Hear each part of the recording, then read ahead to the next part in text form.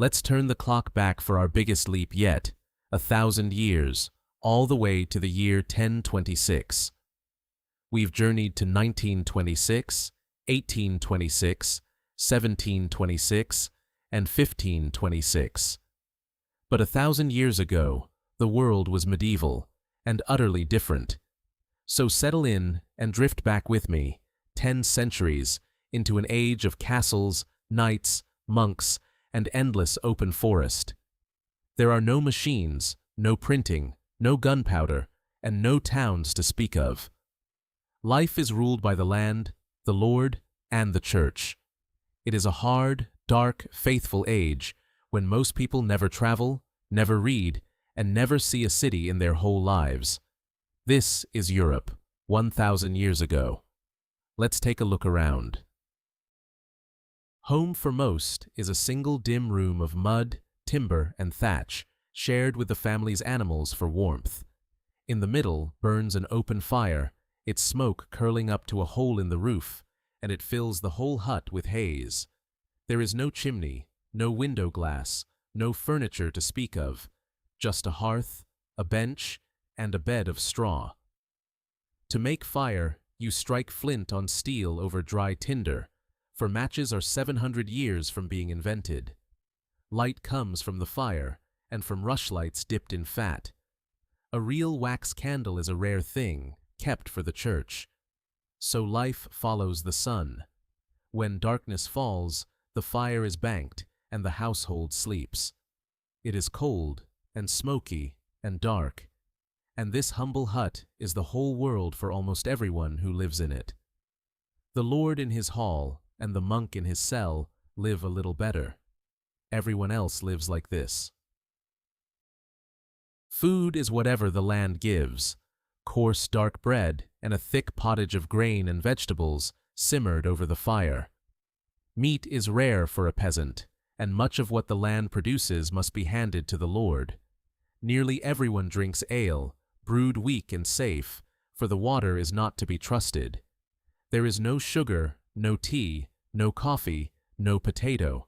None of it has reached Europe, and some of it is yet to be found.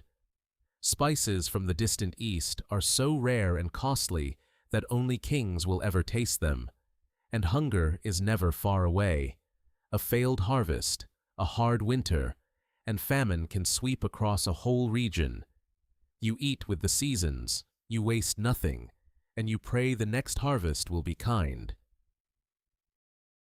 This is the age of feudalism, a world built like a ladder, with everyone bound to the rung above them. At the top sits the king, who grants land to his great lords in return for loyalty and soldiers. The lords grant land to their knights, and the knights, in turn, rule over the peasants who work it. And at the bottom are the serfs, the great mass of people who are bound to the land itself. A serf cannot simply leave. He belongs to the manor, and he owes his lord days of labor and a share of all he grows. In return, the lord offers protection, a patch of land to farm, and rough justice in his own court. There is little money in this world. You pay in work, in crops, and in service, not in coin, and your place in it is fixed at birth. Born a serf, you will almost certainly die one. Life is ruled by the fields and by back-breaking labor from the first light to the last. Oxen drag a heavy wooden plow through the earth, and the harvest is cut by hand with a sickle. A clever new idea is spreading, dividing the land into 3 great fields and resting one each year. It is a small revolution that will slowly grow more food and, in time, more people. The watermill grinds the village grain, though often the lord takes his cut for the use of it. Everything you wear, you make. The wool is spun and woven at home, by hand, through the long, dark evenings. It is a life of endless work, close to the soil, and largely unchanged for generations on either side. Towering over this world of peasants stands the warrior lord and his stronghold, the castle. But forget gray stone palaces. Most castles now are earth and timber, a wooden tower on a great raised mound. A ditch and a wooden fence ring the yard below, and from this rough fort a lord controls the land around him. The great stone castles, with their mighty keeps, are only just beginning to rise, and the master of war is the knight, a mounted warrior sheathed in a coat of iron chainmail. There is no plate armor yet. He wears linked iron rings, a conical helmet, and carries a long shield and lance. On his war-horse, the armored knight is almost unstoppable, and he is the terror of every battlefield. There are no cannon and no guns. War is sword, spear, axe, and arrow, decided hand to hand. Above the Lord, above the king, above everything, stands the church, and it touches every single life. The village church marks your birth, your marriage, and your death, and its bells order the very shape of the day. Everyone is Christian, or must appear to be, and heaven and hell are as real to them as the field outside. Great monasteries dot the land, home to monks and nuns who pray, work, and study behind high walls. These abbeys are the richest and most powerful places in the land, and centers of learning and healing besides. The faithful go on long, dangerous pilgrimages to holy shrines, to touch a saint's relic and beg for a miracle. Mighty cathedrals and abbeys are rising, with round Romanesque arches and walls of tremendous thickness. In an age of fear and hardship, the church offers meaning, order, comfort, and the promise of a life to come. There is no printing. It will not reach Europe for 400 years. Every single book is copied out by hand. In the quiet of the monastery, monks bend over their desks, copying and decorating manuscripts, letter by letter. A single book can take months, even years, to make, and is worth as much as a farm. So books are treasures, chained to the shelf, and almost the only people who can read them are churchmen. The great mass of people cannot read at all. Knowledge lives in memory, in speech, and in these precious pages. The learning of ancient Greece and Rome survives mostly in these monasteries, kept safe through dark centuries.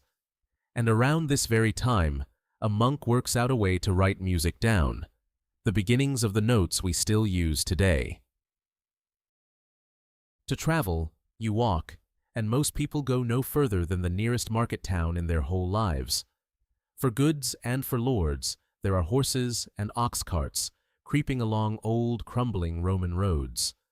The greatest journey a common person might make is a pilgrimage, on foot, taking weeks or months.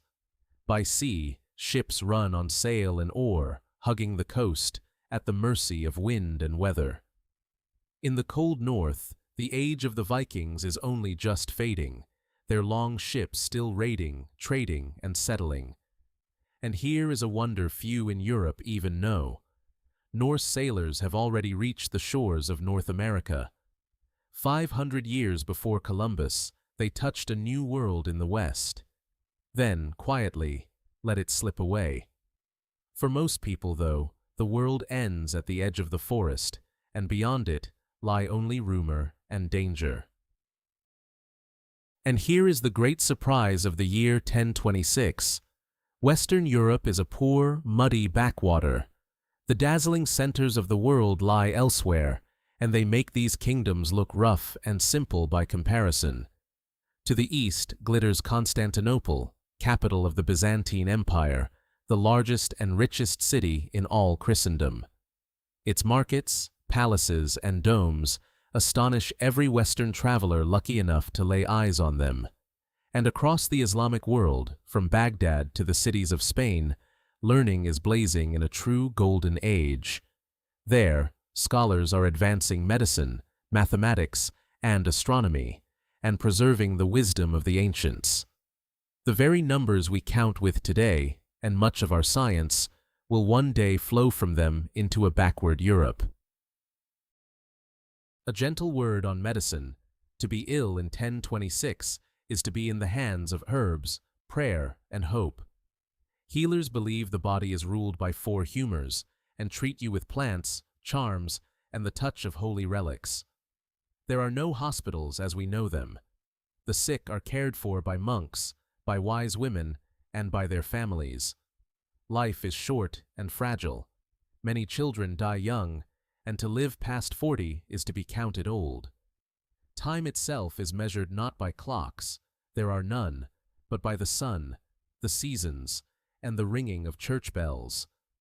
The day is divided by hours of prayer, and the year by feast days and saints, in a slow and sacred rhythm. The heavens are believed to turn around the earth, and comets and eclipses are read as messages from God. It is a world lit by faith and fear, where the natural and the miraculous are woven tightly together. So the year 1026 sits deep in the Middle Ages, a world of lord and serf, of castle, cross, and plough. England is ruled by a Danish king, the Vikings are settling down, and the Norman conquest is still 40 years away. It is an age we might call dark, and yet it is quietly laying the foundations of everything that follows. As night falls, the fire is banked low, and the hut sinks into a blackness we can scarcely imagine today. Outside, the sky blazes with countless stars, and the only sounds are the wind, the forest, and a distant bell. And still, in that firelit dark, people laughed and sang and loved and prayed exactly as we do. The very same hearts as ours, beating 1,000 years ago under the very same stars. That was Europe, 10 centuries back, the deepest we have traveled yet. Next time, we set off on a brand new journey. We leave Europe behind to rewind a whole different corner of the world. If you're enjoying these journeys through time, please subscribe and come along. And every like, comment, and share truly helps this channel grow. Thanks for traveling back with me, traveler. Rest easy, and we'll rewind again soon.